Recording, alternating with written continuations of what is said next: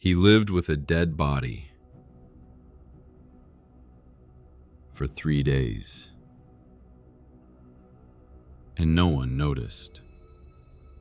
Not the neighbors, not the police, no one. It happened in a quiet apartment building, the kind of place where nothing ever happens.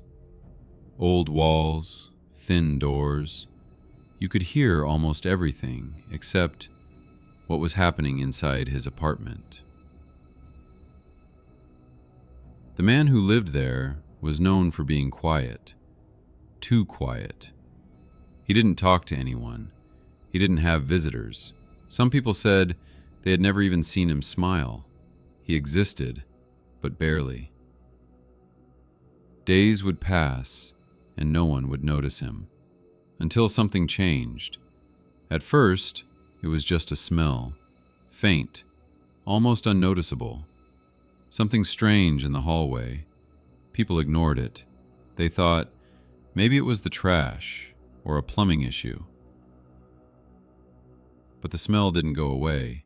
It got worse, stronger, heavier. It started creeping into other apartments.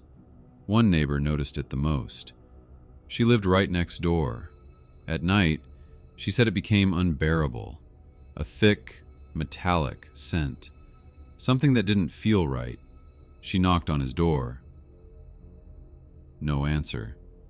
She knocked again, louder this time. Still nothing. Days passed, and the smell kept spreading.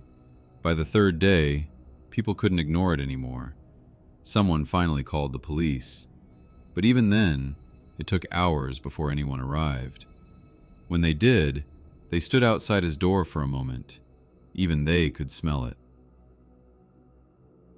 One officer knocked. Silence. Another knock. Nothing. Then, they forced the door open. What they saw inside didn't make sense. The apartment was dim, curtains closed, air heavy, and there, on the floor, was a body. It had been there for 3 days. But the strangest part wasn't the body. It was the man. He was still there, alive, sitting just a few feet away, as if nothing had happened. No panic, no attempt to leave, no call for help, just waiting. The police questioned him over and over again, but his answers never made things clearer. He didn't explain, he didn't react.